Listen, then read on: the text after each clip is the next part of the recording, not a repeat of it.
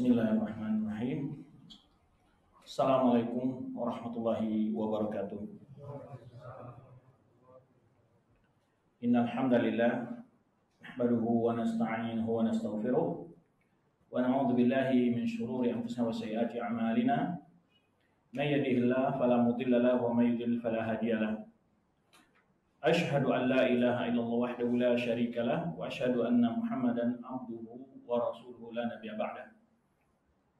Ya ayyuhalladzina amanu taqullaha haqqa tuqatih wa la tamutunna illa wa antum muslimun. Ya ayyuhan nasu taqu rabbakumul ladzi khalaqakum min nafsin wahidah wa khalaqa minha zawjaha wa batha minhuma rijalan katsiran wa nisaa'a wattaqullaha alladzi tasaaluna bihi wal arham innallaha kana 'alaikum raqiba. Ya ayyuhalladzina amanu taqullaha wa qulu qawlan sadida yuslih lakum a'malakum wa yaghfir lakum dhunubakum wa may yuti'illaha wa rasulahu faqad faza fawzan 'azima. Amma ba'd, fa inna asdaqal hadits kitabullah wa khairal hadi Muhammadin sallallahu alaihi wasallam wa syarrul umuri muhdatsatuha wa kullu muhdatsatin bid'ah wa kullu bid'atin dhalalah wa kullu dhalalatin nar. Ma'asyiral ikhwah wal akhwat, rahmati Allah Subhanahu wa taala, puji syukur kepada Allah, alhamdulillah di pagi hari ini dapat kita berjumpa di rumah Allah yang mulia ini dalam rangka tadarus wa tafaqquh fid din, mendalami dan mempelajari agama yang mulia ini. Tanpa pula kita mengungkapkan salat salam kepada Nabi kita Muhammad sallallahu alaihi wasallam. Semoga kita senantiasa dibimbing Allah Subhanahu wa taala untuk istiqomah di dalam agama dan sunnah beliau sampai akhir dari hayat kita. Para ikhwan akhwat rahmati Allah Subhanahu wa taala, pembahasan kita pada kesempatan ini adalah tentang kiat-kiat atau sebab-sebab istiqomah dalam agama.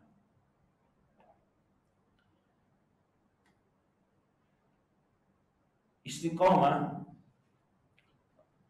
adalah sesuatu yang sangat mendasar dalam ajaran Islam ini sebenarnya. Bahkan dalam kehidupan kita, dalam beribadah kepada Allah Subhanahu wa taala. Karena banyak orang yang bisa belajar sebulan, 2 bulan, 3 bulan, namun setelah itu semangatnya kendor, datang kesibukan, dan dilalaikan oleh berbagai urusan. Ada orang ketika beribadah termotivasi 1 minggu, 2 minggu, 3 minggu, 1 bulan, 2 bulan, 3 bulan, setelah itu kendor lagi. Ada orang berdakwah, semangat, berjuang, berkorban 1 bulan, 2 bulan, 3 bulan, setahun, 2 tahun, 3 tahun, setelah itu menghilang, entah kemana. Ada orang yang luar biasa dalam semangat menjalankan sunnah. Di mana saja kajian datang, semangat luar biasa. Sebulan, 2 bulan, 3 bulan, setelah itu menguap entah kemana. Antum coba lihat, jika ada suatu majlis pertama dibuka, ramai luar biasa. Atau kalau ada kajian-kajian sifatnya tabligh akbar itu ramai. Tapi kalau kajian yang rutin itu biasanya sepi. Artinya kita masih terpola dalam beragama ini seperti wisata kuliner. Lagi ramai musim akik. Lagi ramai musim bunga. Lagi ramai bakso. Lagi ramai mie ayam, gitu. Kan enggak? Ya pokoknya jadi cara beragamanya ngetrenan. Ya. Nah, ini suatu hal yang harus kita waspadai. Karena inti dari beribadah kepada Allah itu istiqomah yang sangat berat itu. Bukan masalah ada orang berimpak, ya semangat, namun tidak siap istiqomah. Bukan tidak ada orang bersemangat untuk belajar, beribadah, berdakwah, tapi tidak siap untuk istiqomah. Tidak siap untuk istiqomah. Apalagi mendapatkan tantangan dan hambatan, mulai kendor semangatnya. Ya. Dan begitu banyak ayat Al-Quran dan hadis-hadis Nabi SAW yang menunjukkan, menjelaskan tentang pentingnya istiqomah. Baik, maka dalam pembahasan kali ini kita mencoba membahas beberapa topik tentang istiqomah ini. Pelajarannya kayak di kampus ya. Pertama, definisi istiqomah itu apa? Apa pengertian istiqomah itu? Apakah istiqomah itu artinya tidak pernah salah, tidak pernah berdosa, tidak pernah jatuh kepada kesalahan? Bukan. Itu keliru juga.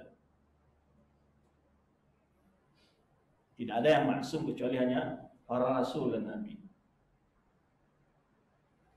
Nah, nanti kita akan jelaskan apa bentuk ya istiqomah itu dan sebab-sebab yang membuat kita istiqomah itu apa.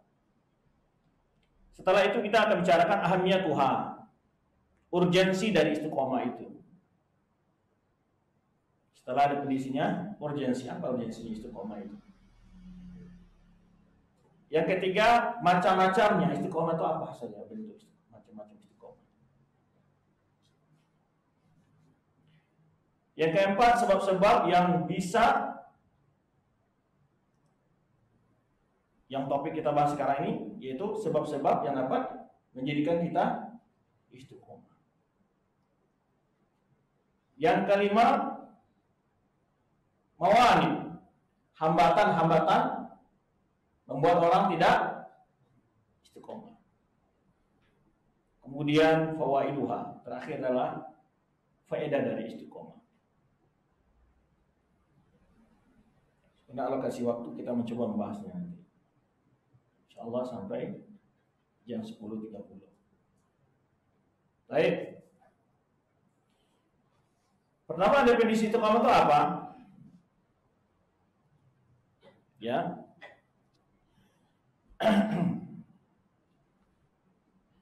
Istiqomah itu adalah disebutkan dalam Ibnu Rajab dalam Syarah Nawawiyah, mensyarahkan Arba'in Nawawiyah, dan beliau tambah juga beberapa hadis, yaitu Jami'ul Hikam. Beliau menjelaskan istiqomah itu adalah hiya sulukus siratal mustaqim wa hadinul qayyim, yaitu menempuh jalan yang lurus. Itu ada agama yang teguh. Itu agama yang teguh. Istiqomah ada agama ini. Min ghairi mailin anhu yumnatan wala yusratan. Ini kayaknya dicampur definisi yang lainnya, ditambahkan penjelasannya tanpa membelok ke kiri atau ke kanan. Bila orang dalam mengamalkan sunnah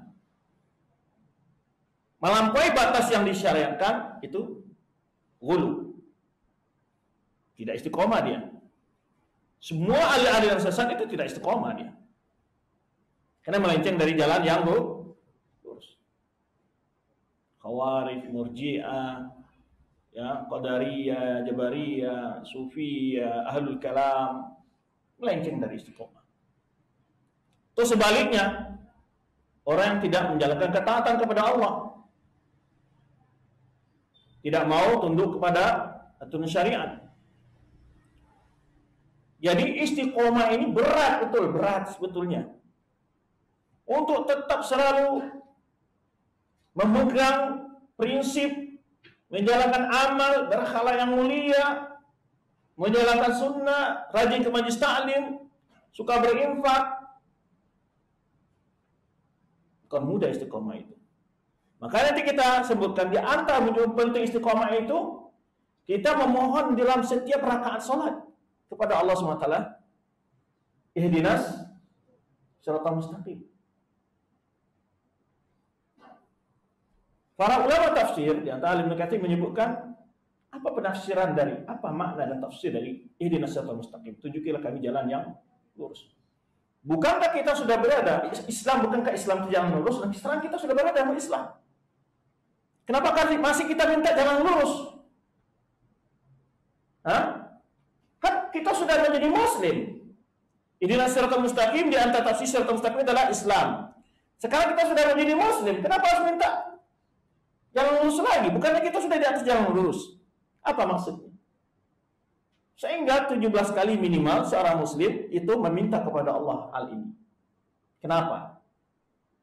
Yang pertama, ihdinas siratal mustaqim itu, kalau kita sudah memeluk Islam, maka permintaan kita adalah ad-dawamu alaihi. Tetap istiqomah di atas jalan lurus itu, permintaan ihdinas siratal mustaqim itu.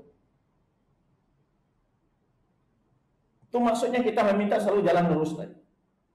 Kenapa? Karena iman kita ini terancam 24 jam setiap saat oleh berbagai godaan. Tolong berikan istiqomah kepada saya Allah untuk rajin beribadah, rajin sholat, saling memajlis ilmu, suka menjalankan amal-amal sunnah, dan seterusnya. Jadi ad-dawamu alaihi.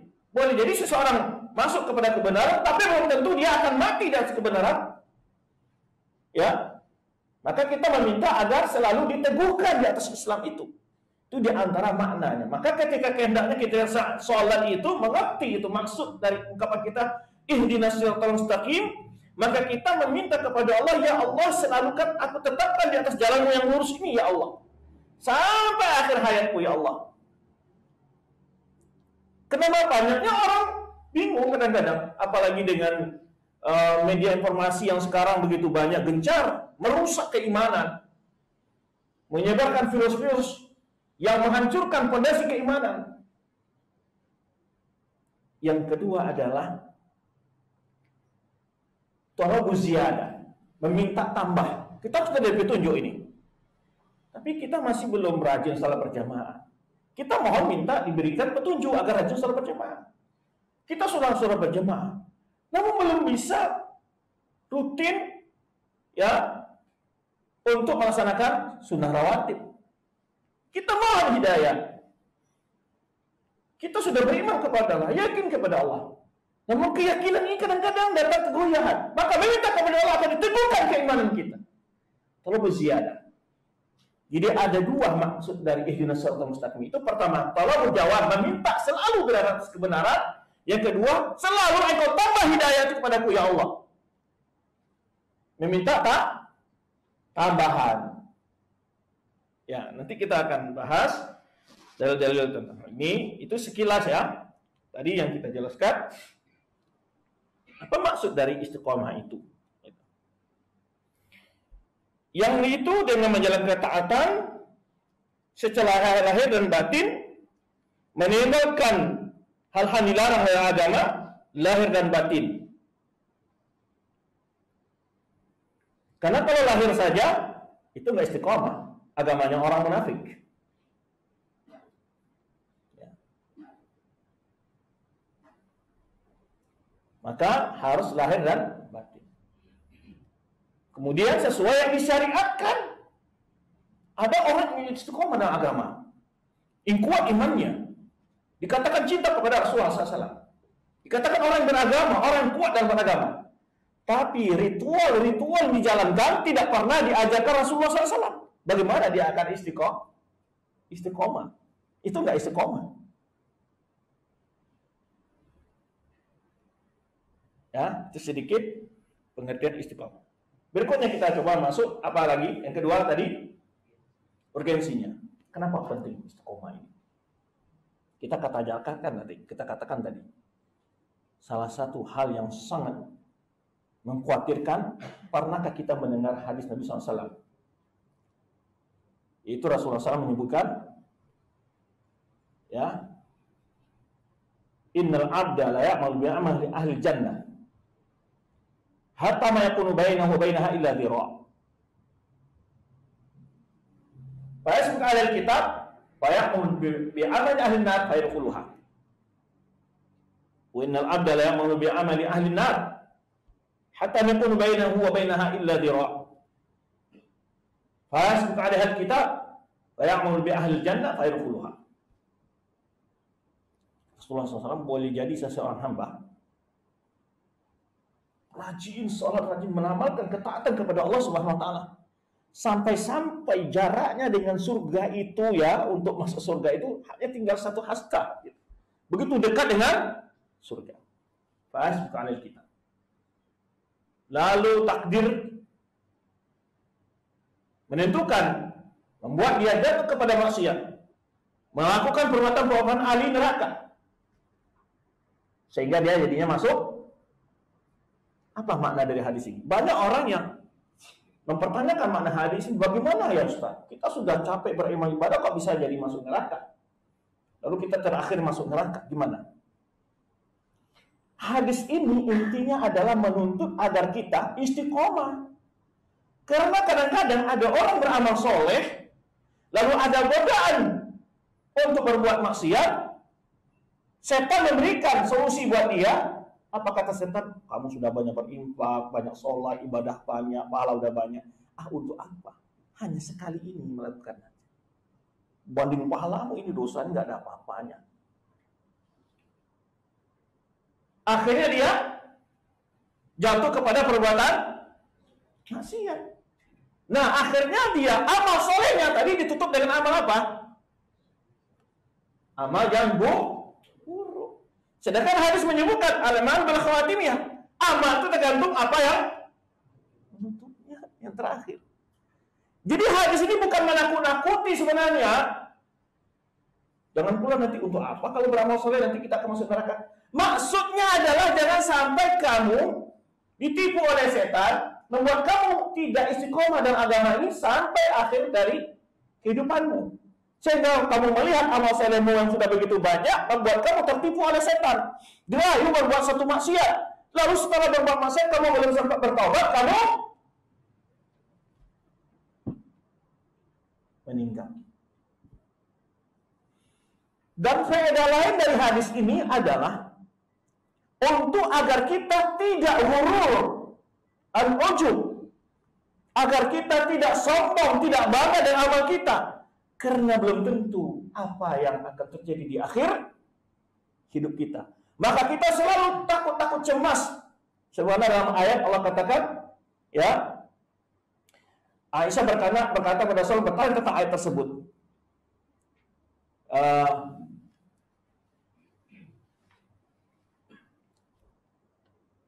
Firman Allah Subhanahu wa taala,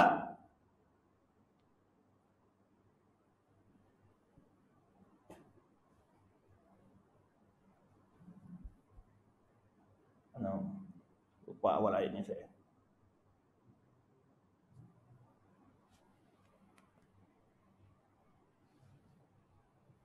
Wa qulubuhum wajilah. Afwan, saya lihat dulu awal ayatnya.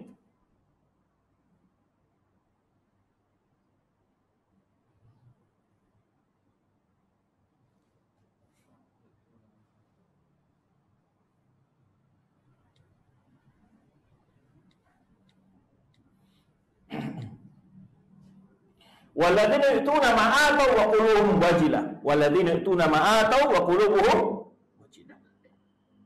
Annahum ila rabbihim raji'un. Itu orang-orang yang telah melakukan apa yang telah dilakukan dari amal soleh. Wa qulubuhum wajilah. Namun hati-hati mereka tetap harap-harap cemas. Itu sifatnya orang mukmin. Alladzina yu'tuna ma atau wa qulubuhum wajilah. Annahum ila rabbihim raji'un, bahwa mereka akan kembali kepada Rabb mereka. Lalu Aisyah anha bertanya kepada Rasulullah SAW, ya Rasulullah, apakah mereka ini hatinya yang begitu takut dan cemas ini, harap-harap cemas itu kepada Allah, adalah pelaku maksiat, orang yang melakukan dosa? Tidak. Kata Rasul, bukan ya, la ya bintas Siddiq. Tidak, wahai putri Abu Bakar Siddiq. Alladzina yatasaddaqun wa yasumun wa yusallun. Mereka adalah orang yang melakukan sholat, bersedekah, puasa, dan melakukan amal taat. Tetapi mereka selalu apa? Hati mereka tetap ada rasa harap-harap cemas kepada Allah, harap amalnya agar diterima, berharap agar masuk rahmat Allah SWT, masuk surga Allah. Namun dalam waktu yang sama dia juga tetap merasa cemas, amal saya bisa diterima apa tidak? Apakah saya akan tetap istiqomah dalam beramal soleh atau tidak? Apakah saya akan meninggal dalam keadaan ketaatan apa tidak? Maka hadis tadi itu pemahamannya yang lebih tepat adalah, pertama adalah apa tadi? Agar kita selalu istiqomah. Jangan pernah bergeser sedikit pun. Ingat, ketika ada rayuan, ketika ada hal yang membuat kita melenceng dari istiqomah dalam agama ini, ingat, jangan-jangan ini adalah dimaksud hadis Rasulullah termasuk korban ini saya. Yaitu tahu-tahu saat berbuat maksiat tidak punya kesempatan untuk Yang kedua apa faedahnya?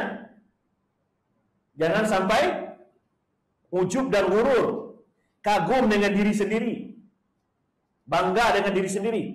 Saya udah bantu 1 miliar ke pondok itu. Amalnya banyak, orang mana ada yang berinfak 1 miliar? Hah? Saya itu bangun masjid. Udah berapa? Udah puluhan saya bangun masjid. Benar enggak? Ya kan? Ujub gurur. Ya, kamu memang banyak beramal, tapi kamu dapat menjamin telah diterima Allah SWT. Maka jangan sampai ujub dan gurur, bangga dan sombong atau bangga pada diri sendiri. Jangan merasa telah banyak berbuat amal soleh. Karena apa yang kita lakukan itu, siapa memudahkan memberikan kesempatan untuk kita beramal? Siapa? Allah. Bukan kehebatan kita itu. Allah yang memudahkan kita. Maka dalam sholat juga ada, dalam surah Al-Fatihah itu, iyyaka na'budu wa iyyaka nasta'in. Engkau saja yang kami sembah ya Allah, engkau saja yang kami mohon potong. Karena Allah memberikan kita rezeki, maka kita bisa. Allah bukan hati kita untuk mau berinfak. Betapa banyak orang punya harta triliunan, untuk berinfak 100.000 aja kadang-kadang berat.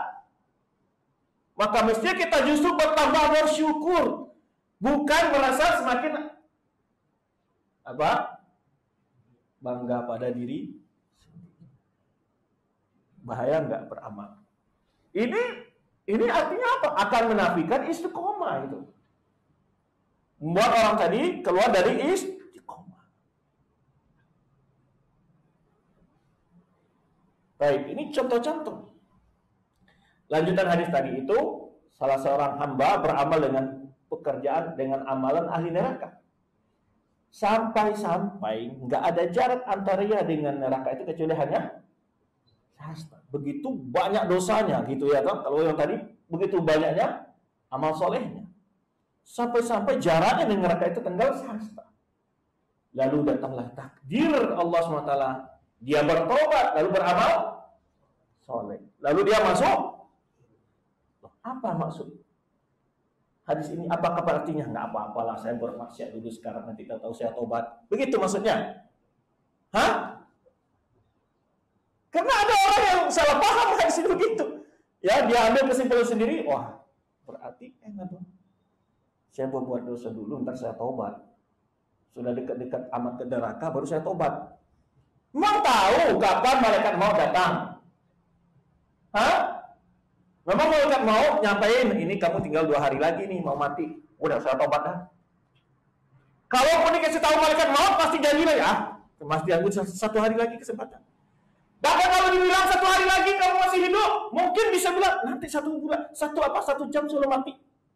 Begitulah setan menyesatkan. Jadi hadis itu bukan maksudnya peluang untuk berbuat maksiat nanti baru bertobat, bukan begitu. Maksud hadis itu adalah bila kamu sudah terlanjur berbuat maksiat, maka jangan pernah kau putus asa dari rahmat Allah SWT. Betapapun besar dosamu, yakin dengan suatu kesempatan yang Allah buka pintu, bagaimanapun banyak dosanya, pintu tobat masih terbuka selama dalam ada 2 syarat. Yang pertama, nyawa sampai di kerongkongan. Yang kedua, matahari terbit dari. Jangan kamu ditipu oleh setan. Mana Allah akan mungkin mengaku dosamu. Berapa kamu berzina, berapa kamu membunuh, berapa kamu merampok, berapa ini dan itu digambar oleh setan. Udah kagum-kagum kamu ini, gak bakal Allah mengampuni dosa. Jangan. Betapa besarnya ini hadis ini memotivasi orang cepat bertobat. Menatau ajalmu sudah dekat saat ini, bukan maksudnya tunggu lagi lah, mungkin 1 bulan lagi. Enggak, begitu maksud hadis itu. Saat itulah kamu baru. Yang kedua adalah jangan pernah mengolok-olok, merendahkan orang yang berbuat maksiat. Karena boleh jadi dia adalah bertobat dari dosanya. Ya, kita boleh menasihati, tapi bukan berarti kita merendahkan dan Allah. Karena dalam sebuah hadis ada dua orang bersaudara, yang satu rajin beribadah kepada Allah taat, yang satu saudaranya selalu berbuat maksiat. Lalu disebutkan dia saking marahnya sudah sering nasihati, ya Allah tidak akan menerima taubatmu. Apa kata Allah? May ta'ala alayya, siapa yang bisa menentukan hal itu atasku, kata Allah Subhanahu wa taala. Kata Allah dalam hadis sebutkan, aku ampun dosanya dan aku batalkan amalanmu. Maka jangan kita meremehkan siapapun. Karena itu ada unsur guru tadi, ada rasa bangga dalam saya rajin pengajian, rajin berinfak, rajin beramal soleh dan seterusnya. Puasa Senin Kamis dan seterusnya. Jangan pernah. Rasa itu ada. Bangga. Itu makna dari hadis tadi. Maka jangan pernah merendahkan orang-orang berbuat maksiat, tapi selalu nasihati. Iya tuh. Menasihati bukan berarti mengolok-olok, menghinakan orang tersebut. Tapi tariklah dia dengan baik, bahasa yang baik, diajak untuk bertaubat kepada Allah Subhanahu wa taala. Seorang hamba yang telah terlanjur membuat dosa, jangan kau takut Allah tidak ampuni dosamu. Karena walaupun hanya tinggal jarakmu dengan satu hasta dari neraka, Allah masih menerima. Itu menunjukkan apa? Kasih sayang Allah, pengampunnya Allah. Baik.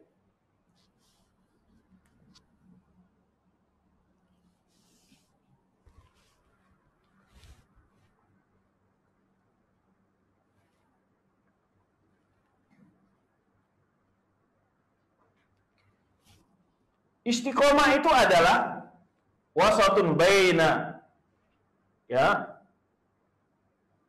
al-ghul wa taksir atau al-ghulu wa taksir, antara ekstrem kanan atau ekstrem kiri, atau antara sifat melalaikan perintah agama dengan sifat berlebih-lebihan dalam menjalankan. Itu istiqomah. Ya. Wa kilahu manun anhu syar'an. Tidak menjalankan ketaatan, melecehkan perintah agama, dilarang. Berlebih-lebihan dari menjalankan perintah agama juga. Contohnya apa? Contohnya tidak jauh. Kita ambil contoh dalam hadis Nabi SAW. Ada 3 orang sahabat mendatangi rumah istri salah seorang Rasulullah SAW, lalu bertanya bagaimana ibadahnya Rasulullah SAW.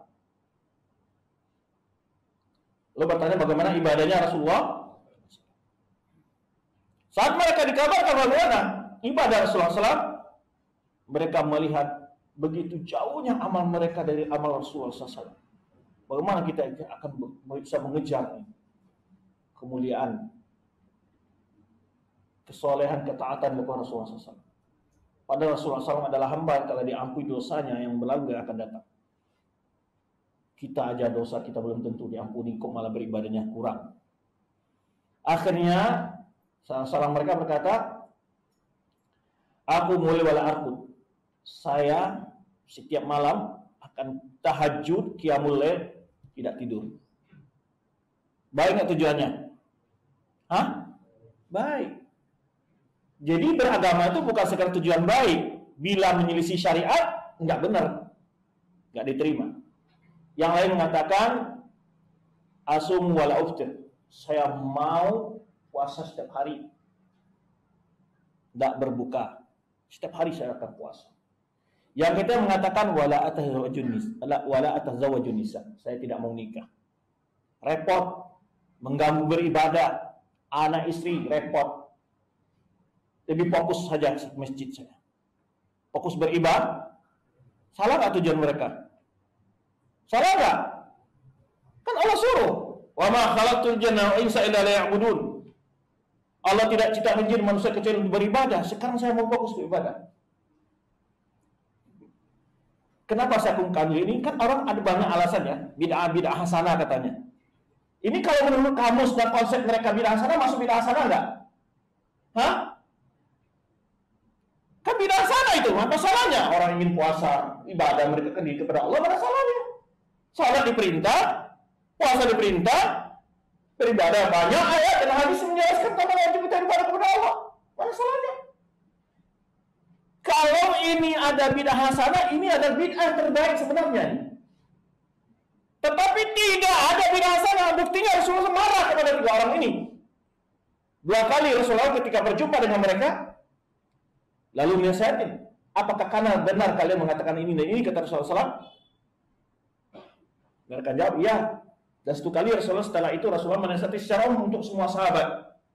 Beliau berpidato di podium masjid beliau, di mimbar beliau menjelaskan, "Mabal aqwamin yaqulun." Kenapa ada orang-orang yang berkata begini? Seperti yang disampaikan tadi. Apa kata Rasulullah SAW?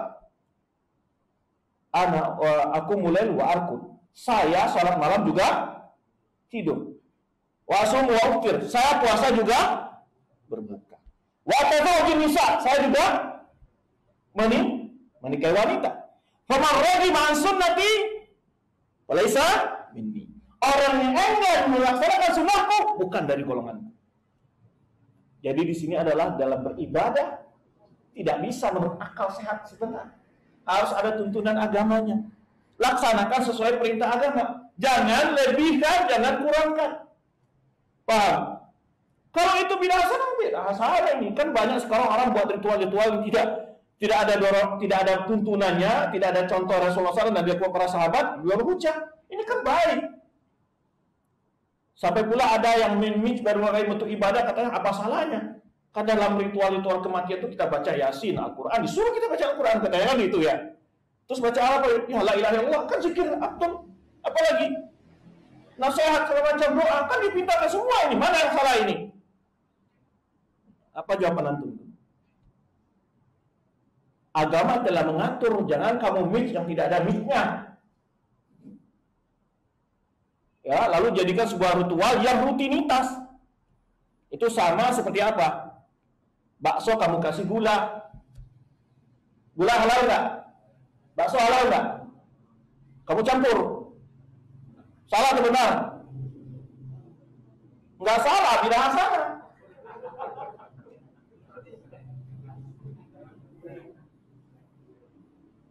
Makanya yaitu ini yang kita sampaikan. Makanya jangan sesekali-kali antum ingin tahu ceramahnya ahlul bid'ah. Syubhatnya kuat sekali kalau antum gak punya ilmu. Antum buyar daripada sunnah ini. Dan betapa banyaknya korban dari ini. Tidak sedikit orang-orang yang awalnya sudah belajar sunnah, ketika pengen tahu hujah-hujah ahlul bid'ah yang dia orang yang belum punya ilmu, terjebak dalam jaringnya syubhat-syubhat ahlul bid'ah ini. Nah ini istiqomah ya. Baik. Itu sedikit dari apa yang kita jelaskan tentang gambaran istiqomah ya. Baik. Berikutnya hamiyatuha, pentingnya istiqomah itu dari mana? Beberapa ayat yang saya bacakan sini. Allah katakan dalam firman-Nya soal ibarat wala tamutunna illa wa antum muslimun. Jangan kalian mati, jangan kalian meninggal kecuali dalam keadaan apa mana? Ayat itu sebenarnya menyuruh istiqomah enggak? Istiqomah di atas. Jangan kamu pernah sedikit pun bergeser dari agamamu sampai kamu mati. Apapun tantangan, hambatan, cobaan, itu istiqomah agar kamu sampai tetap dalam Islam yang dibawa Rasulullah SAW, bukan Islam yang telah dicoreng, yang diisi-isi bermacam isiannya. Ya, tabungnya si merek Islam, tapi ada mixnya sebagian dari ajaran Hindu, ada mix dari ajaran Yahudi, ada mix dari ajaran Nasrani, ada mix dari ajaran Buddha, enggak begitu. Nah, lalu dikasihlah namanya Islam Nusantara, umpamanya. Enggak demikian. Ya. Itu perintah. Istiqomah kan? Untuk istiqomah sampai akhir jangan kalian mati. Wala tamutunna illa wa antum, kecuali kamu dalam keadaan beragama Ini jelas nggak tentang istiqomah? Hah? Atau tetap dalam agama? Ketika ada larangan begitu, berarti ada nggak orang yang tidak istiqomah? Ada. Maka oleh itu dilarang, jangan sampai kamu meninggal kecuali dalam keadaan. Berarti banyak orang-orang yang kadang-kadang terpengaruh dengan berbagai hal membuat dia tidak istiqomah dalam agama dan tidak meninggal dalam keadaan sebagai seorang muslim. Ayat kedua, wa'bud rabbaka hatta ya'tiyakal yaqin. Sembahlah Rabbmu sampai datang kepadamu kematian. Suruh istiqomah dalam apa ini? Dalam beribadah. Sampai kematian datang menyebutmu. Sembah Rabbmu, wa'bud rabbaka hatta ya'tiyakal yaqin. Beribadah selalu kepada Rabbmu sampai datang kematian. Yakin di sini bukan yakin dalam tafsir orang sufi ya. Kalau orang sufi kan menafsirkan ini. Kalau sudah yakin, kalau beribadah sampai pada tingkat yakin, itu sudah batas beribadah, nggak perlu lagi beribadah kalau sudah yakin. Lalu mereka buatlah level agama menurut mereka. Ada ilmu syariat, ada ilmu tariqat, ada ma'rifat, ada hakikat. Kalau udah sampai tingkat hakikat, ini nggak perlu lagi sholat, puasa, ngaji semacam itu. Ini udah levelnya udah di luar, nggak kena aturan syariat lagi karena sudah sampai pada tingkat yakin kata mereka. Jadi orang-orang yang membawa berbagai paham itu ada dalilnya, ada dalilnya, bukan masalah ada dalilnya. Semua aliran sesat itu dalam Islam ini, baik Syiah, Rafidhah, Qadariyah, Jabariyah, Khawarij, semua punya dalil. Al-Quran dalil dan Sunnah dalilnya. Bukan masalah ada dalil. Bagaimana menempatkan dalil dan memahami dalil itu yang penting. Ini contoh tuh. Banyak itu. Orang Syiah banyak sekali berhujah dalam Al-Quran dalam melegalkan ajaran sesatnya. Orang Khawarij juga demikian. Orang Murji'ah juga demikian. Orang Qadariyah juga demikian. Orang Jabariyah juga demikian. Karena ada pula sebagian mengatakan yang penting ada dalilnya, bukan penting dalilnya, bagaimana memahami dalil tepat atau tidak. Semua ahli tafsir menafsirkan ayat ini hatta ya'tiyakal yaqin, sampai datang kepadamu keyakinan, maksudnya kematian itu kan disebut keyakinan karena suatu hal yang pasti. Baik, sudah 2 ayat tentang bagaimana kita disuruh istiqomah dalam beribadah dan dalam beragama. Kemudian tadi sudah kita sebutkan kutipan dari surat Al-Fatihah. Begitu pentingnya istiqomah, diminta berapa kali? Setiap rakaat salat. Lebih dari jumlah makan. Ada nggak orang makan 17 kali sehari? Karena kita memang sangat butuh kepada hidayah istiqomah ini.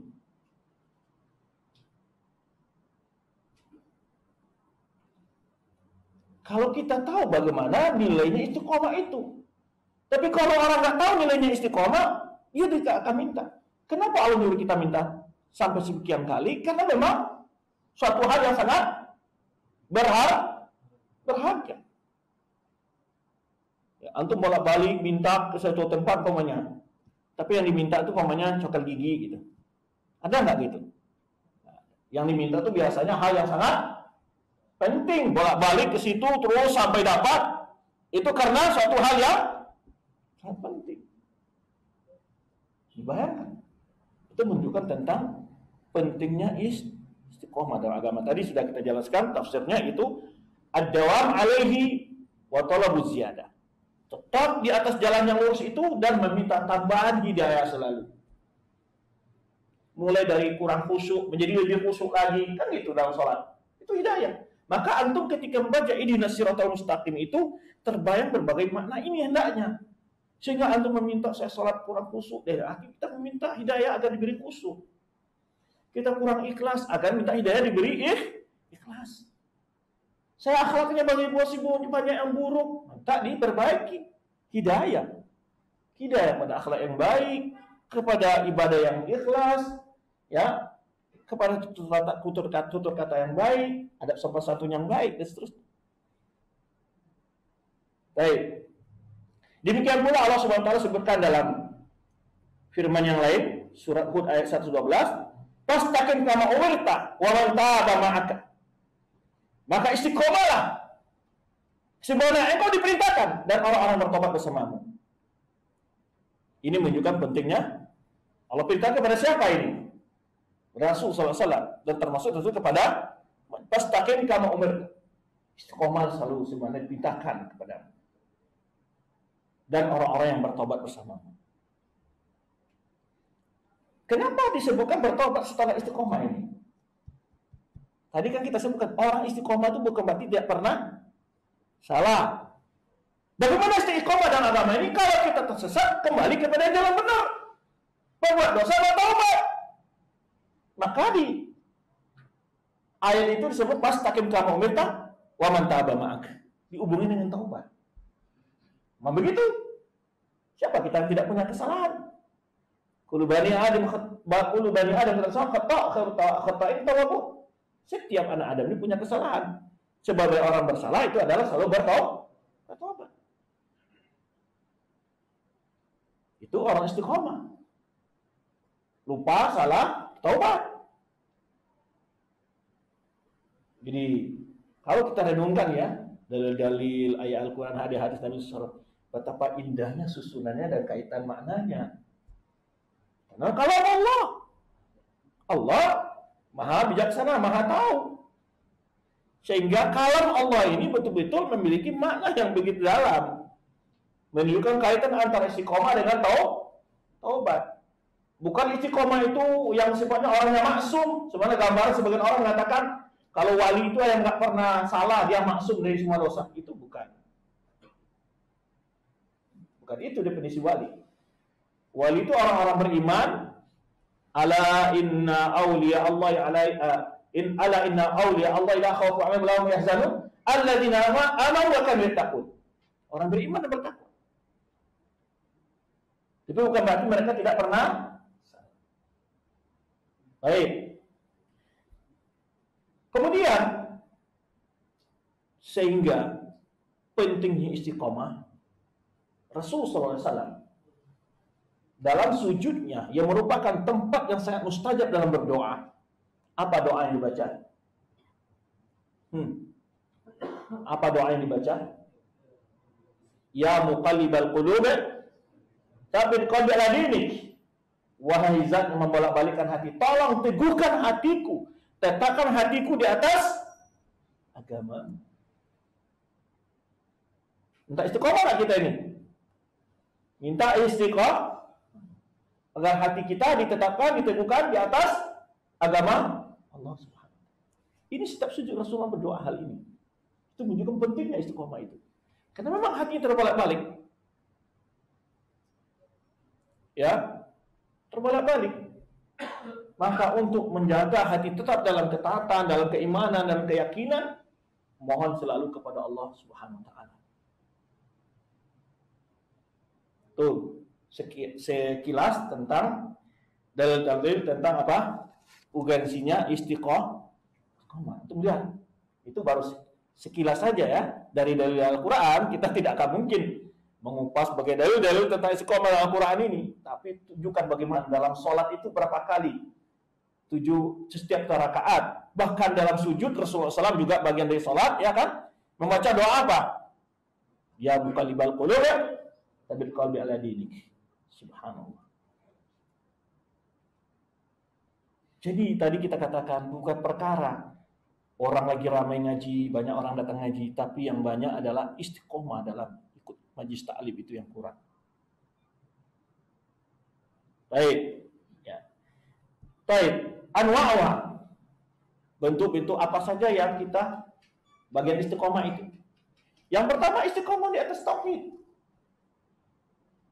Nah, berarti kita ya belum mengerti apa tauhid.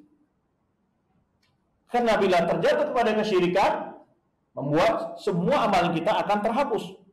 Jika itu kesyirikan yang syirik yang besar.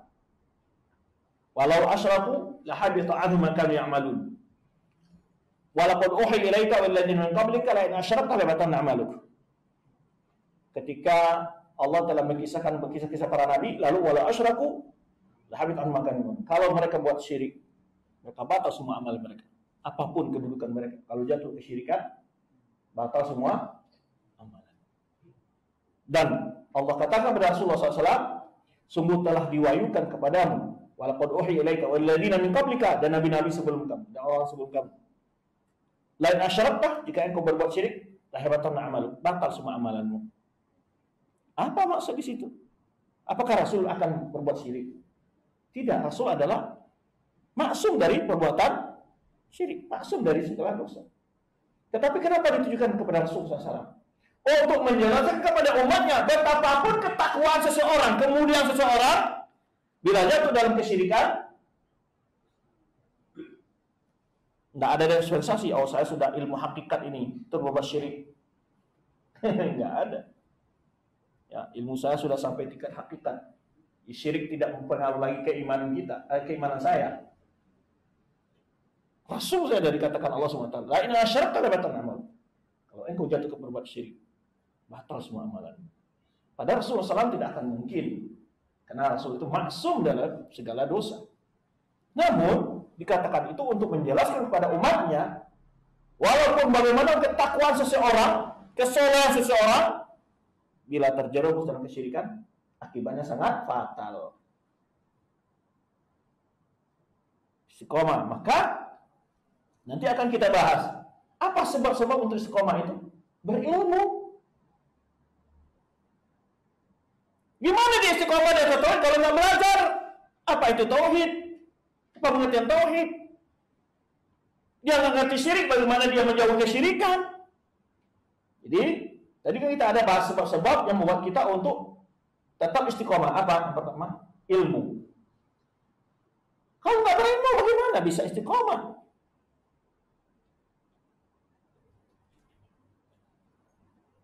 Datang syubhat sedikit aja. Contoh umpamanya, boleh kok meminta kepada para nabi dan rasul. Disebut kepada antum, bukankah nanti di akhir kelak orang-orang minta syafaat ke Rasulullah SAW, ke para nabi? Kok salah? Oke, sekarang kita kan boleh berarti minta syafaat kepada nabi katanya. Antum dikasih syubhat begitu, apa jawaban antum? Bisa nggak jawab? Hah? Apa salahnya minta ke kuburan nabi, kuburan wali katanya? Besok hari kiamat, orang-orang juga minta kepada nabi untuk minta syafaat. Kalau antum nggak belajar, nggak ada salahnya minta ke kuburan katanya. Dan kita minta syafaat ke wasilah katanya. Kalau di dunia sekarang, ya pertama syafaat itu diminta kepada Allah. Kenapa? Karena syafaat itu milik Allah SWT. Makanya Rasulullah SAW juga di akhir kelak juga meminta kepada Allah. Manusia meminta kepada Rasulullah SAW di akhir kelak, dalam hadis bukan mengatakan berilah kami syafaatmu ya Muhammad, tapi kata mereka mengatakan kepada Rasulullah dalam lafaz hadisnya, ya, isfa' lana inda rabbik, tolonglah memohonkan syafaat buat kami kepada Tuhanmu.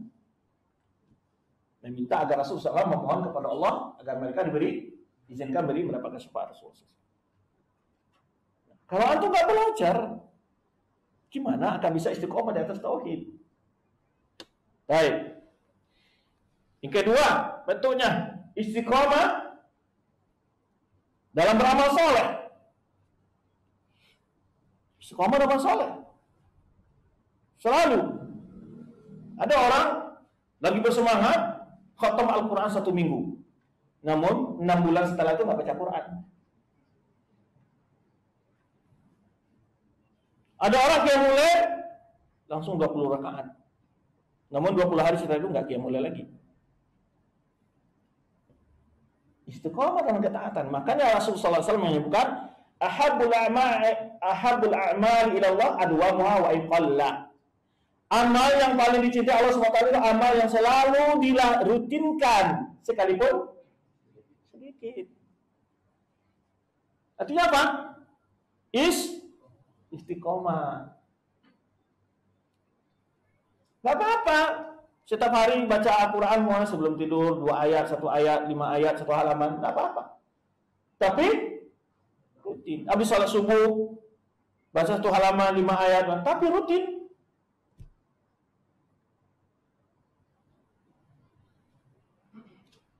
Ada orang baru-baru ngaji, di mana aja tempat kajian datang dia. Semangat. Sebulan setelah itu, pray 3 bulan hilang. Jadi istiqomah dalam beramal. Maka hadisnya tadi, ahabbul a'mali ilallah adwamuha wa in qalla. Amal yang paling cintai Allah SWT, amal yang rutin dikerjakan walau sedikit. Bukan berarti harus beramal sedikit di sini ya. Banyak dan rutin itu lebih baik. Kadang-kadang pertanyaannya kan enggak pertanyaan gimana gitu ya. Ustaz, mana lebih baik? Banyak tapi nggak rutin? Rutin tapi sedih? Kenapa tidak pertanyaannya begini? Mana lebih baik Ustaz? Rutin banyak atau rutin sedikit?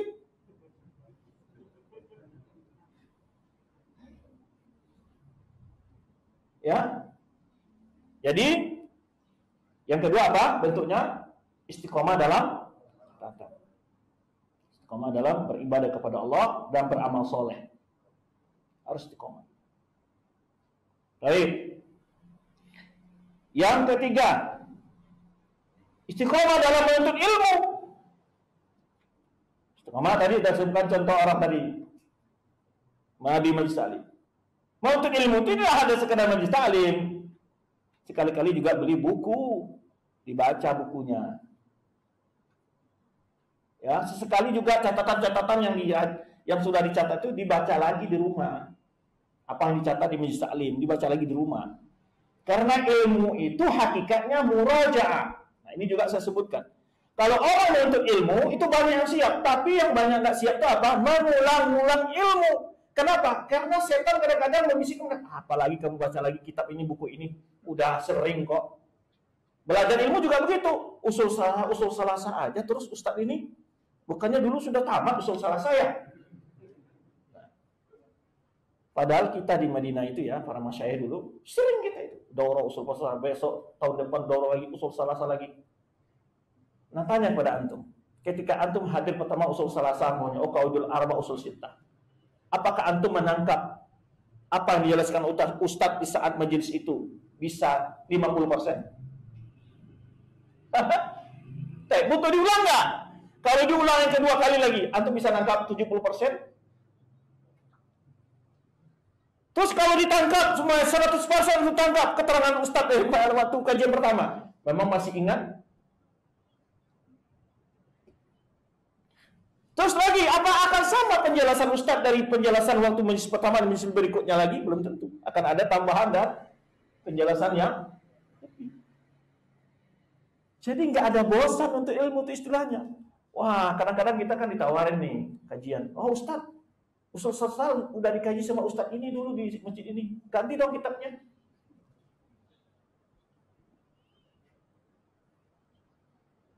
Jadi menuntut ilmu itu yang lebih penting lagi adalah mengulang murojaah. Ilmu itu dibaca.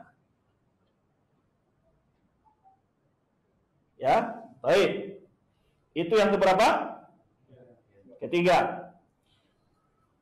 Yang keempat yaitu istiqomah dalam berdakwah. Istiqomah dalam berdakwah. Berdakwah bagi orang berilmu dengan ilmunya, bagi orang punya harta dengan hartanya, bagi orang punya waktu dengan waktunya. Kalau dia punya waktu, dia mengatur kajian, menjadi panitia kajian, membantu ini kegiatan masjid segala macam. Kalau yang punya harta dengan punya waktu dan waktunya. Yang punya kedudukan melalui kedudukannya, melalui kebijakannya. Sampaikan nilai-nilai dakwah. Jadi pada waktu bisa setiap kita ustaz bisa sesuai kapasitas dan kemampuan kita. Maka saya sangat terkesan dengan sebuah penjelasan Syekh Shalih Al-Syekh dalam sebuah muhadharah yang umum waktu itu dan juga kemudian dijadikan sebuah buku ya. Kun da'iyan. Hendaklah engkau menjadi seorang dai. Lalu beliau jelaskan, seorang dai mungkin enggak menjadi dai. Mungkin muat tulisan-tulisan ustadz yang bagus-bagus, sampaikan tulis hal-hal yang baik-baik, jangan menfitnah, adu domba, kamu sudah berdakwah. Apa profesi kita? Tukang parkir, mungkin gak berdakwah? Mungkin. Mengatur mobil-mobil orang yang di pengajian, bagian dari sumbangan. Jadi kita harus berperan sesuai kemampuan kita untuk mendukung yang mengerti masalah edit video, menyoting kajian. Itu bagian daripada dakwah. Ikut peran. Nggak bisa apa-apa. Saya nggak bisa apa-apa. Menghadiri majlis ta'lim ini bagian datang. Sehingga dari kehadiran kita, orang juga melihat, orang sudah lihat kita kemana tuh ya kajian. Lalu dia karena lihat, dia pengen juga hadir. Hanya dengan kehadiran antum ke sini. Dengan akhlak sebagai pedagang, bisa. Akhlak baik di jalan, bisa. Jadi nggak sulit berdakwah itu. Sesuai kapasitas kemampuan masing-masing. Wa man ahsanu qawlan mimman da'a ila Allah wa amila shalihan wa qala innani minal muslimin. Tidak ada yang lebih baik perkataannya dari orang yang mengajak kepada Allah SWT dan beramal soleh. Dan juga Allah sebutkan, "Qul hadhihi sabili ad'u ila Allah ala basiratin ana wa man ittaba'ani." Katakan Muhammad, ini jalanku menyuruh kepada Allah di atas ilmu dan orang-orang yang ikutiku. Istiqomah. Ya. Baik, berikutnya sudah berapa? Kita lengkapkan 5. Istiqomah dalam menjalankan sunnah. Wah, ini berat. Diajak teman sekantor. Udah malah menjabat juga kamu sekarang. Wahabi. Celana cingkrang diajak. Kebanjiran dia. Macam-macam. Dituduh bermacam-macam. Berat. Ya, bagi kaum hawa, para akhwat juga demikian. Dapatkan ejekan. Ya. Nah, itulah pentingnya istiqomah. Akan banyak gangguan. Termasuk istiqomah dalam menjalankan sunnah-sunnah ibadah yang tertahu.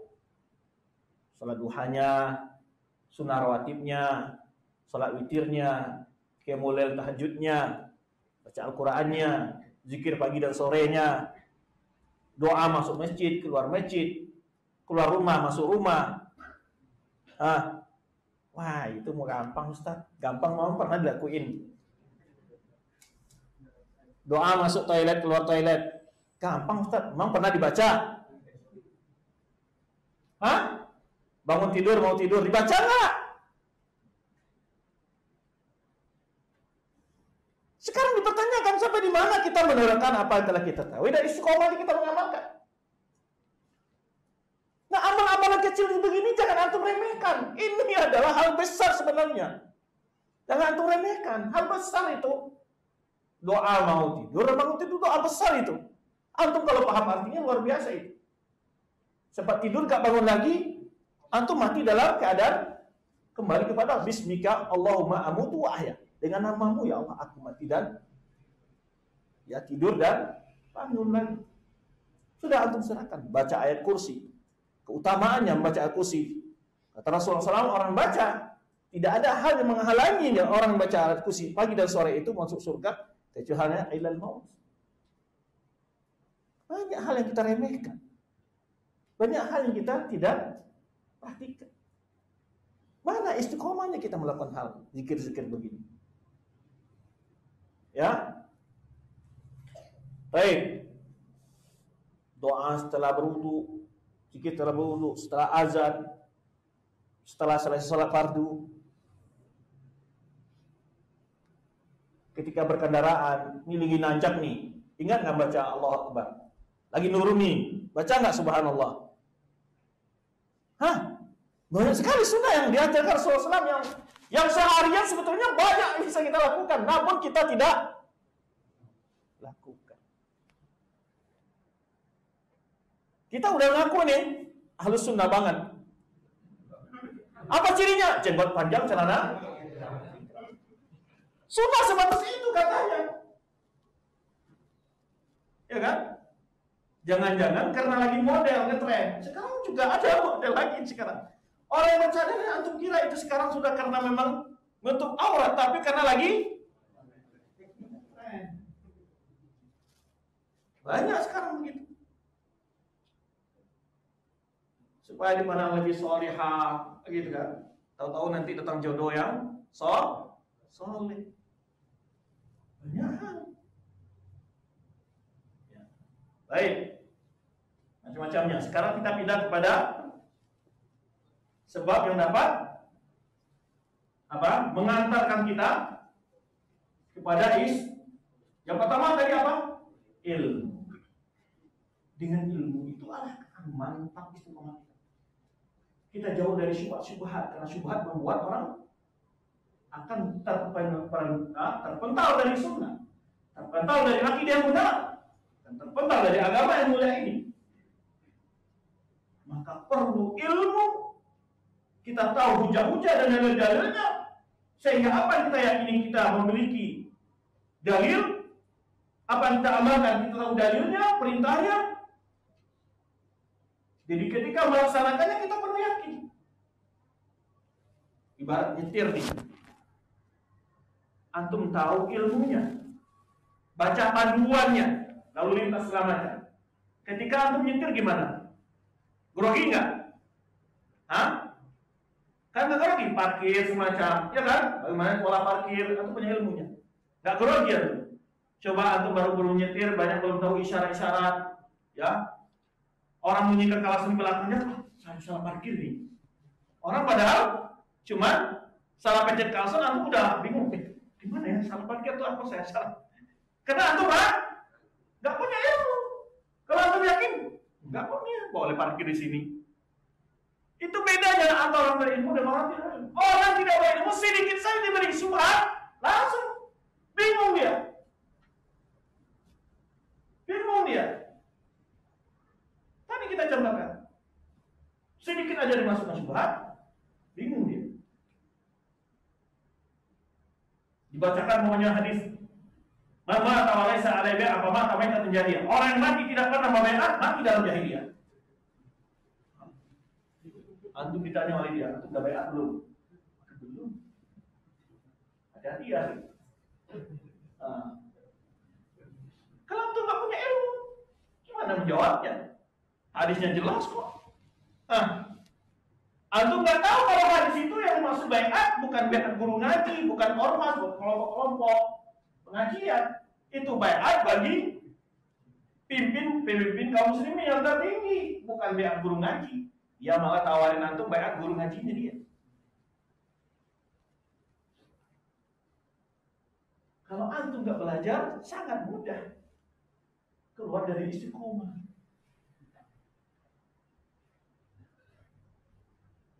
Ya, maka Nabi Ibrahim saja memohon kepada Allah ilmu yang lebih tinggi, lebih yakin lagi. Ketika Nabi Ibrahim berkata, Rabbi arini kaifa tuhil mauta. Qala wa lam tu'min qala bala walakin liyatma'inna qalbi. Kata Nabi Ibrahim, wahai Rabbku, lihatkan aku bagaimana engkau menghidupkan makhluk yang telah mati. Lalu Allah tanya, engkau tidak yakin, tidak beriman? Awal tu'min? Qala ba, aku beriman. Walakin liyatma'inna qalbi, aku ingin hatiku lebih bertambah yakin lagi.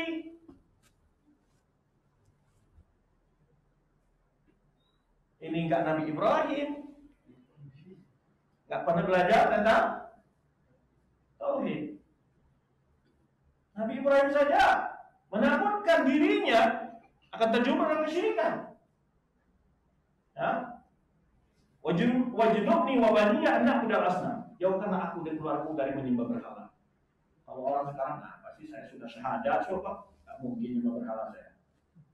Gitu ya. Nabi Ibrahim saja mencemaskan Makanya Ibrahim At-Taimi, seorang tabi'in menyebutkan, "Mayya manul bala pada Ibrahim." Siapa yang bisa menjamin dirinya selamat dari kesyirikan setelah Nabi Ibrahim? Nabi Ibrahim dan imam mau apa? Memohon kepada Allah agar dijauhkan dari kesyirikan.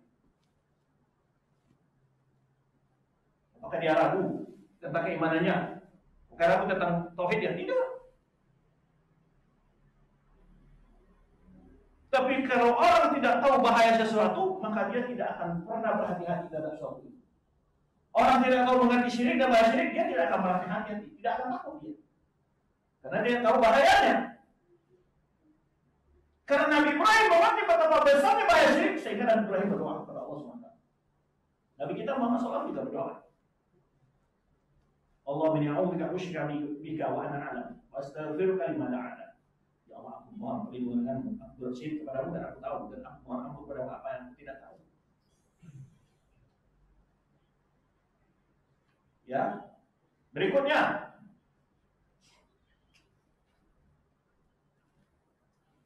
atau masuk ke sunnah wa faham salaful ummah, berpegang erat dengan sunnah dan pemahaman salaf.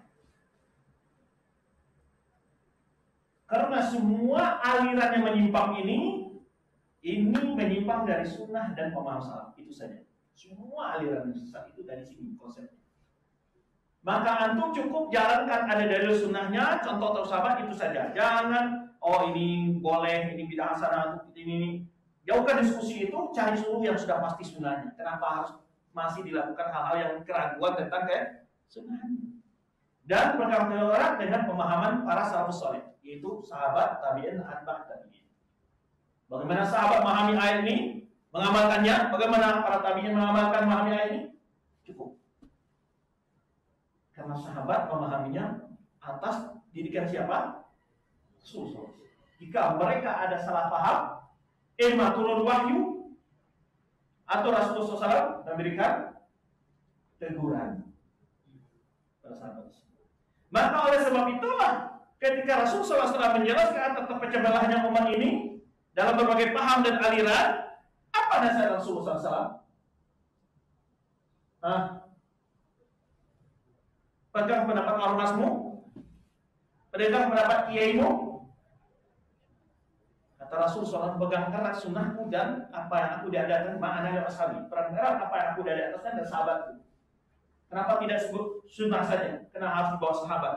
Karena banyak juga orang bekerja dengan sunnah, tapi tidak sesuai dengan pemahaman sahabat. Contoh hadis tadi itu. Man ma'ata alaihi bi'a apa namanya menjahili. Hadis sahih kan? Tapi pemahaman itu seperti yang mereka pahami, harus membela imamnya dia. Maksudnya hadis itu adalah pemahaman membela imam kaum muslimin yang tertinggi, pemimpin kaum muslimin. Baik. Ya. Pentingnya termasuk dengan sunnah. Maka Rasulullah menyebutkan as-sunnatu safinatun najah. Sunnah itu adalah bagaikan batu rahmu yang menyelamatkan kita dari berbagai syubhat, berbagai bid'ah khurafat. Maka sebab-sebab kita bisa selamat dari istiqomah, ya, istiqomah agama ini pegang erat sunnah suasana. Tadi contohnya hadis yang disebut 3 orang tadi itu. Kan dia melenceng dari sunnah. Karena dia yang satu mengatakan saya mau qiyamul lail enggak tidur, yang lain mengatakan saya puasa enggak buka, yang lain tidak mau diganggu oleh wanita, belum nikah. Ini sunnah. Dan banyak ayat-ayat dan hadis-hadis menuntut kita untuk pegang dengan sunnah dan pemahaman salafus saleh yang waktu juga tidak mungkin kita begitu banyak sekali. Tadi ketika Rasulullah SAW juga menyebutkan hadis Ibnu Sariyah, "Fa'innahu may ya'ish minkum fasayara ikhtilafan katsiran." Siapa yang hidup di antara kalian nanti akan melihat perbedaan perselisihan yang banyak, kata Rasulullah SAW. Lalu apa pesan Rasulullah SAW untuk selamat dari hal itu? Fa'alaikum bisunnati wa sunnati khulafa'ir rasyidin al-mahdiyyin ba'di. Pegang erat sunnahku dan sunnah khulafa'ir. Yang sudah ada aja nggak keamalin, nambah-nambah lagi.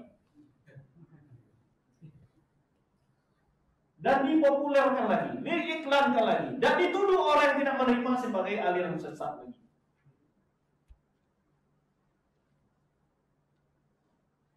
Baik, yang ketiga, ya,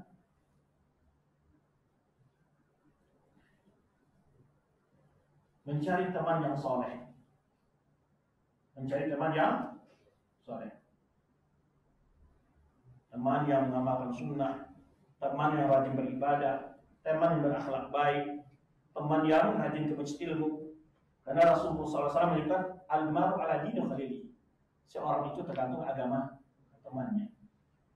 Dan maka Rasulullah SAW mengumpamakan teman baik teman buruk, masalul jalisi salih wa jalisi su' kahamil miski wa nafil qiyam.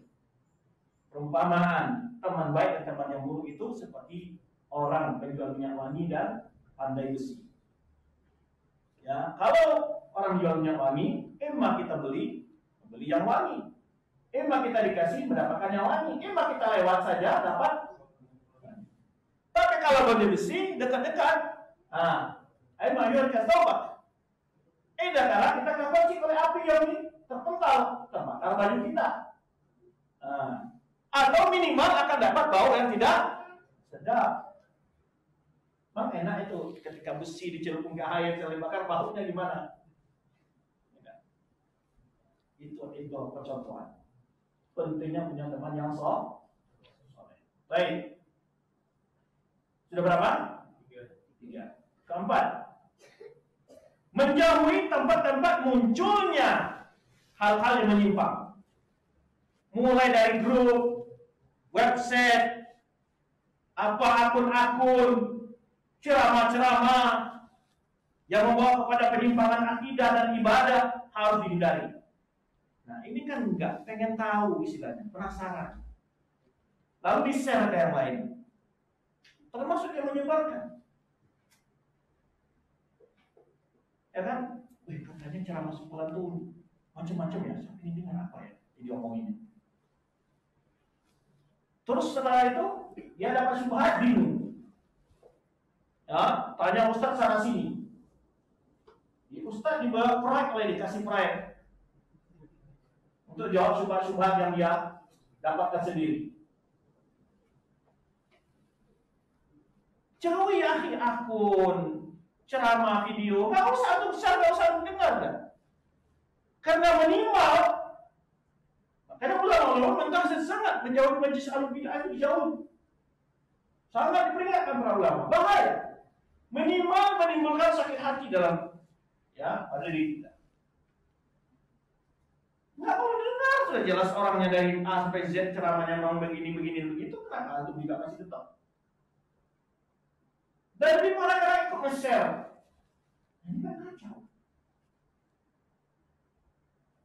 Dan ini sering saya ingatkan di mana-mana. Ya, ada video yang nyeleneh, di-share. Dianggap semua orang tahu mana kesalahannya. Padahal nggak ada penjelasan mana salahnya, kan? Sehingga orang-orang yang tidak punya ilmu dianggap penjelasan ini benar, apalagi kalau disebarkan oleh orang-orang yang belajar ilmu nampaknya benar. Kan bahaya. Menjauhi segala sumber fitnah itu harus menjauhi, bukan dekat. Makanya ketika Rasulullah menyebut ketika ada fitnah, apa kata Rasulullah menyebutkan al-qa'id khair min al-qa'id. Orang duduk lebih baik daripada berdiri. Wal-qa'id khair min al-mashi. Orang yang berdiri lebih baik daripada orang berjalan. Al-mashi khair min al-jari. Orang yang berjalan lebih baik daripada orang berlari. Apa faedah dari hadis? Bahwa setiap antum lebih jauh daripada sumber fitnah itu lebih baik. Jangan dekat-dekat.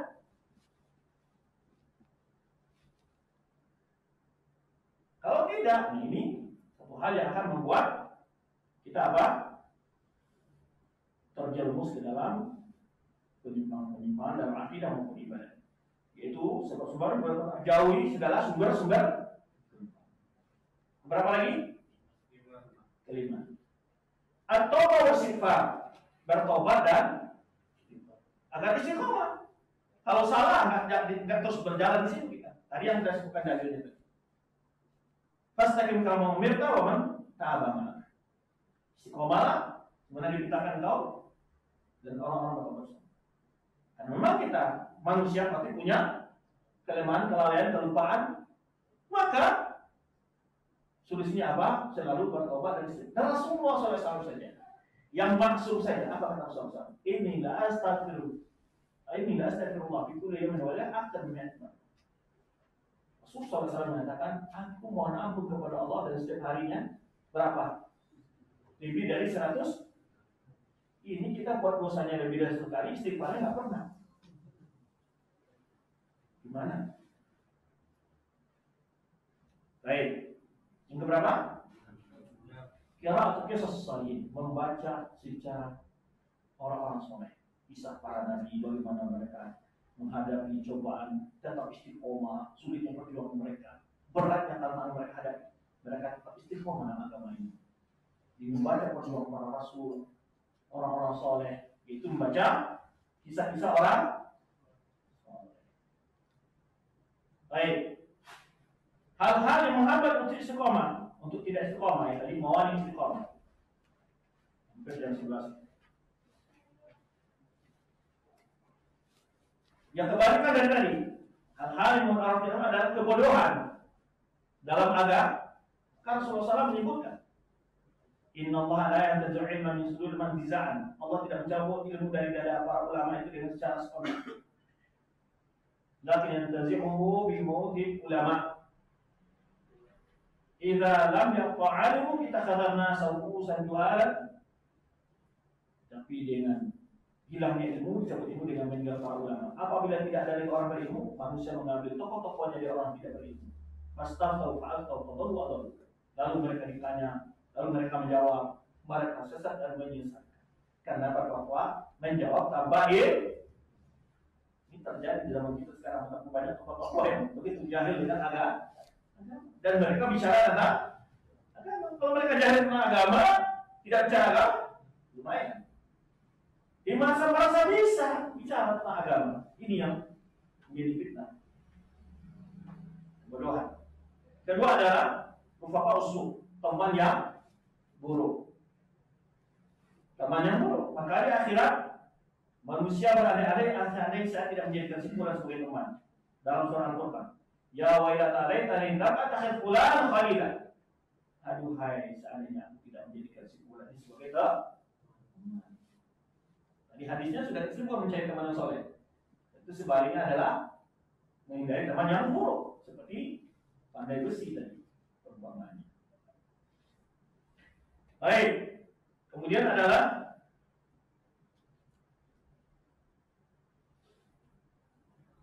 hal yang mengganggu, mengurangi menghambat istiqomah adalah al-ma'asi. Berbuat maksiat. Dari maksiat, sumber-sumber maksiat. Ya, baik tontonan, baik akun, apapun saja. Ya, jauhi. Kemudian yang berapa?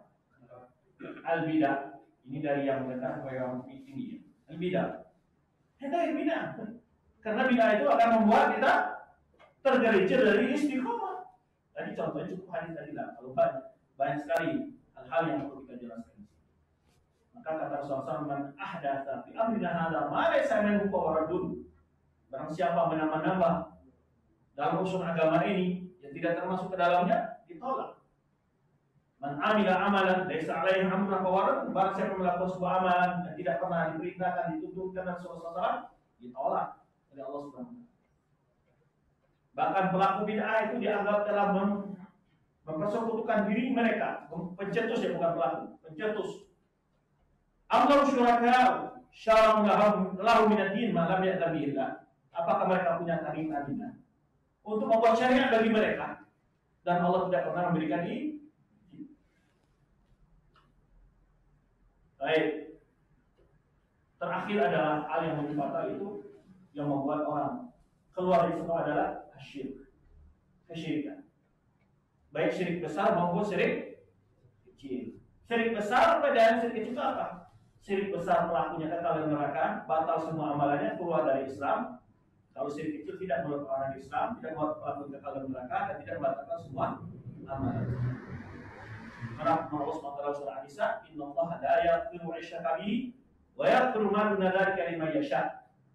Allah tidak mengampuni, Allah tidak akan mengampuni dosa orang berbuat syirik kepadanya dan mengampuni dosa selain syirik. Dalam surah Al-Maidah Allah sebutkan, wa man yushrik billahi faqad harama 'alaihi al-jannata wa ma'wahu an-nar wa ma lidh-dhalimin min ansar. orang bersyirik kepada Allah, Allah haramkan atasnya surga. Diharamkan atasnya surga. Ya, wa may yusyrik billahi faqad harama 'alaihi jannata wa ma'wahu nar, tempatnya di neraka. Wa ma lidh-dhalimin min ansar, tidak akan ada seorang pun dapat mengeluarkan membantu dari neraka. Baik, itulah beberapa hal yang dapat kita bahas tentang memasukkan sebab-sebab dari pembahasannya sebab-sebab istiqomah dalam agama. Demikian, wallahu a'lam bishawab. Berikutnya kita buka sesi tanya jawab. Silakan bagi yang ingin bertanya.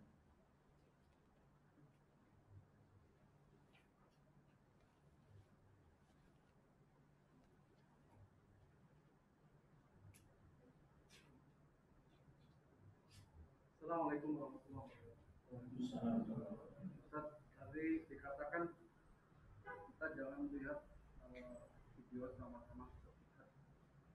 Tapi kadang kita melihat di bantahannya seperti antum ada bantahan dari Ustaz itu, kita kadang melihat dulu Ustaz Suwadi itu yang kita dengar ceramahnya, baru bantahannya gitu dari Ustaz kita yang namanya. Itu bagaimana tuh? Kan nggak perlu mendengar apa mereka katakan, karena yang penting itu adalah tahu bagaimana bantahan. Karena antum bukan sebagai orang yang akan mengumpas syubhatnya dia. Kalau antum, karena ustaz yang menjawab syubhat itu tidak menjawab semua syubhatnya, hanya memilih sesuatu yang sangat fatal saja. Bahkan dalam ceramahnya mungkin sekian syubhat, yang dijawab hanya sebagian kecil atau mungkin satu saja. Itu sangat mengkhawatirkan. Baik, yang lainnya? Terkait pertemanan tadi dalam arti sahabat atau teman biasa, karena dalam itu pada kita teman orang yang itu maksudnya teman akrab. Teman akrab. Di dalam bahasa itu ada namanya khalil, ada namanya shadiq, ada namanya zamil, ada namanya sahib. Ini berbeda lagi. Ada shadiq. Itu berbeda. Taraf kedekatan yang kita berbeda. Yang orang yang paling dekat itu khalil, namanya khalil. Maka disebutkan al-mar'u ala dini khalilihi. Seorang itu tergantung agama teman akrabnya. Ada khalil, ada shadiq, ada sahib, ada zamil. Ya, kalau itu istilah-istilahnya. Baik. Pertanyaan? Bagaimana pandangan Ustaz tentang kelompok lain yang mengaku lebih bermanhaj salaf, menganggap kita melenceng dari manhaj salaf, dan kelompok khawarij menganggap kita murji'ah? Anggapan orang tidak menjadi persoalan. Karena kalau kita berhukum dengan anggapan orang, tidak satupun yang bisa kita pegang. Maka kita berhukum bukan kepada pendapat manusia, tapi berhukum kepada apa yang dijelaskan dalam agama. Maka satu kisah, ada yang mengatakan ini dari kisah Imam Syafi'i atau lain para ulama, ya Allah alam siapanya, cuma ibrahnya dari kisah ini, dia dengan dua orang anaknya naik keledai lewat di sebuah perkampungan. Ada orang nyawa dari penduduk kampung ini orang kemana otaknya, soalnya banget, keledai kecil dengan ibu orang. Ya kan? Akhirnya apa? Turunlah orang tuanya, suruh anaknya naik. Perjalanan lewat lagi di sebuah kampung lagi. Ada lagi orang yang komentar, ini anak kemana otaknya? Orang tua disuruh jalan, dia malah naik lagi. Iya yang naik. Orang anaknya naik bapaknya. Lewat lagi di sebuah kampung. Ada lagi yang komentar, ini orang tua ya Allah, kemana otaknya? Anak disuruh jalan, dia malah enak-enak naik. Terus akhirnya apa? Orang tuanya turun, keledai dituntun, dia juga jalan, lewat lagi sebuah kampung. Terus ini orang bego banget, punya keledai nggak ditungangin. Jadi kalau menurut kata orang, nggak akan habis-habisnya, ya nggak akan habis-habisnya. Ya, maka yang penting itu adalah bagaimana yang disampaikan Allah dan Rasulnya dan dipahami, diamalkan oleh para sahabat Rasulullah SAW. Itu selesai. Ya, paling nggak palingnya kita nggak perlu. Tidak pernah mengaku dituduh orang paling mengaku ahli surga, nggak ada kita ngaku demikian. Cuman ada juga orang yang dulu itu malah ditetapkan oleh dia surga. Yang mengatakan, insya Allah kalau orang apa katanya, kalau dia katakan bahwa orang yang masuk ke ormasnya, ya sudah pasti masuk surga. Nah demikian. Kita hanya bicara tentang manhaj. Manhaj adalah benar. Adapun orang yang menisbahkan kepada manhaj banyak kekurangan pasti.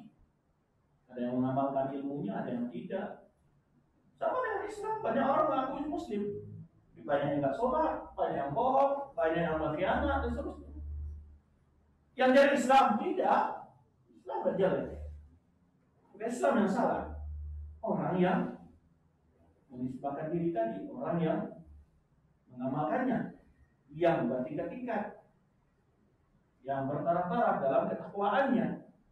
Allah subhanahu wa ta'ala, orang yang paling mulia insya Allah itu orang yang paling bertakwa. Wallahu a'lam bishawab.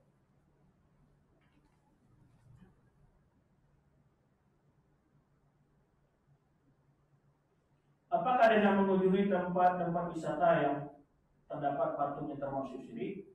Tidak. Kan kita nggak menyembah patung tersebut. Tidak termasuk syirik mengunjungi tempat-tempat wisata yang ada patungnya.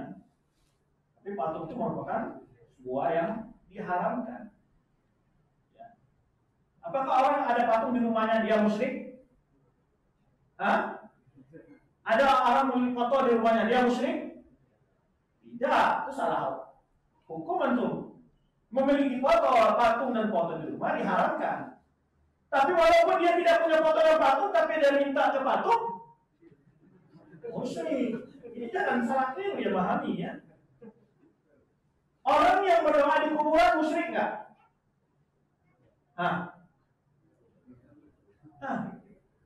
Orang berdoa kepada Allah di kuburan musyrik nggak? Nggak musyrik, dia minta sama Allah. Cuma merupakan salah satu tempat bid'ah. Kenapa? Menganggap dia tempat kuburan lebih mustajab. Jatuhnya pada khurafat dan bid'ah. Tapi dia minta kepada penghuni kubur, syirik nggak? Harus aku bedakan itu. Jangan sampai keliru nanti. Ya, kadang-kadang saking semangat sebagai imam kadang-kadang salah dalam menjelaskan. Baik, demikian ya. Baik, selesai dengan pertanyaan. Wallahu a'lam bishawab. Terima kasih atas kehadirannya. Mohon maaf atas segala kekurangan. Subhanallah wa bihamdika, asyhadu an la ilaha illa anta, astaghfiruka wa atubu ilaik. Wassalamualaikum warahmatullahi wabarakatuh.